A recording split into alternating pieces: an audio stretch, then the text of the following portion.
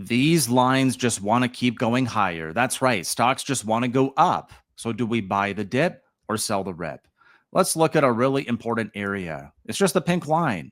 It's the previous all-time high, or 616 on the S&P 500. It's right here for you. 616. Sorry, 613.23. That's our previous all-time high. As long as we're over that, have to assume we're bullish. As long as we form higher lows and higher highs on the daily, weekly, monthly, and annual, we're already bullish. Higher lows are sufficient. That's why I didn't publish a video. And I don't even really feel like I need to do one today, but I feel like people might want an update. So until we form a daily lower low, we're in blue sky breakouts with a golden cross, and the market just wants to melt up. That's it. That's the video. 48 seconds. Do I need to do more? I don't think I really do. Until we form a lower low. So yes, the joke is that we're crashing, but look, to form a daily lower low on SPY, that's like basically where we are at the open. If we sell off more, let's do the math here right now. Okay, we got to go below the L, 622.23. Let's go to the calculator. All right, beep boop, 622. All right, let's do the math here. 622.42 would be the low we got to take out, divided by 625.34.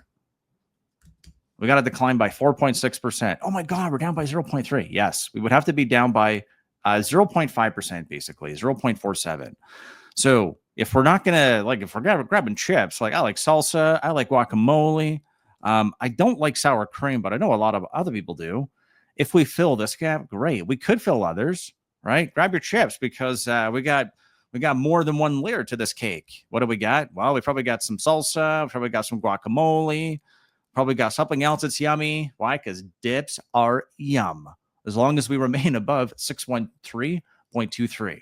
I have mild dyslexia. I mix numbers up sometimes. So that's right. Beep boop. It's 613.23. That's the important number.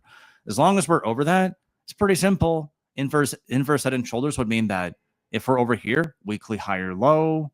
Why? The low is 61504. If you don't want to watch any further, just pause the video. Here are the levels. We're 78 out of 100 bullish. And we got 625.34 is the close of last week.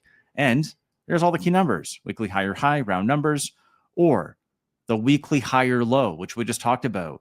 And if we hold 613.23, that's fully bully boomtown buy all dips. Easy dollars are here. What should we do? We should go higher easily without friction continuously.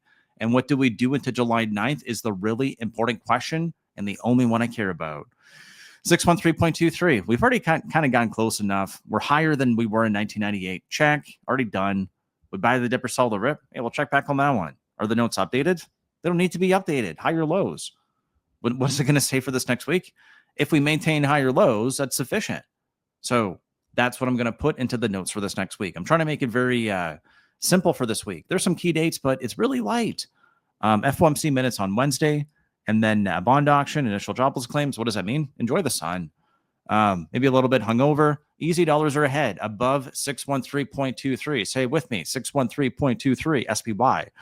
That's where the big salmons, the ones that survived, oh, those silly little small dead salmons are so dead. Now we're up at the top of the stream, and the $7 trillion has swelled to 7.4. Are they going to get some FOMO? I think they might. And that is going to counteract the money getting sold over in Asia. Numbers are strong. We still have some alerts.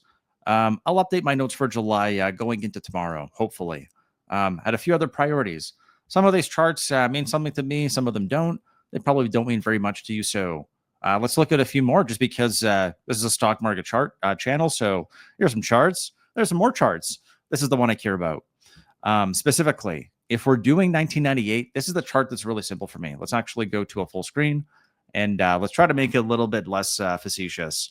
1998. So what I'm highlighting here are engulfing candles. They're bearish engulfing candles. Every single time, it's a bearish engulfing candle. However, these two times over here in 1998, 1999, right over here, you can't see with the mouse right here, there is a engulfing candle right after it that's bullish.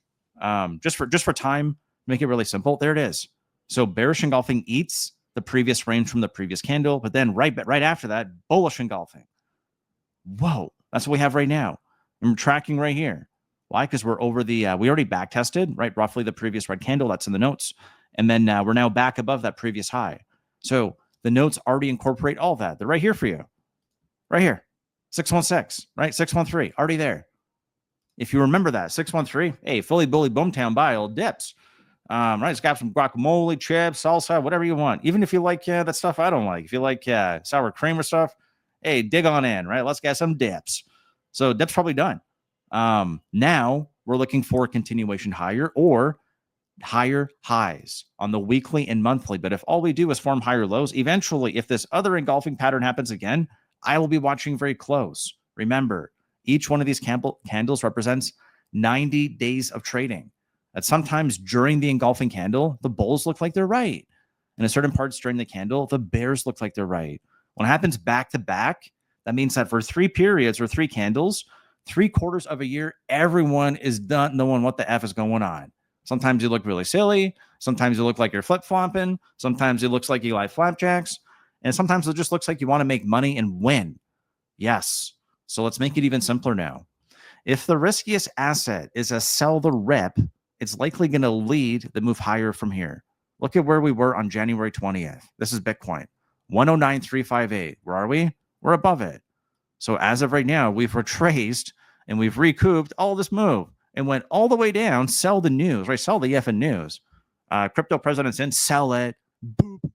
And now we've retraced or recouped all the way back up. 100% full retracement back up to where we started. If we're higher from here, that's a really good risk barometer for me.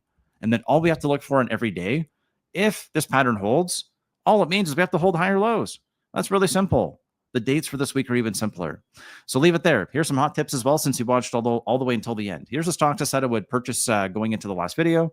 And there's even some other stocks I'm ordering here. I got DDD, Pepsi, Stellantis, and Target. If you want to find out more, just subscribe and coming up tomorrow.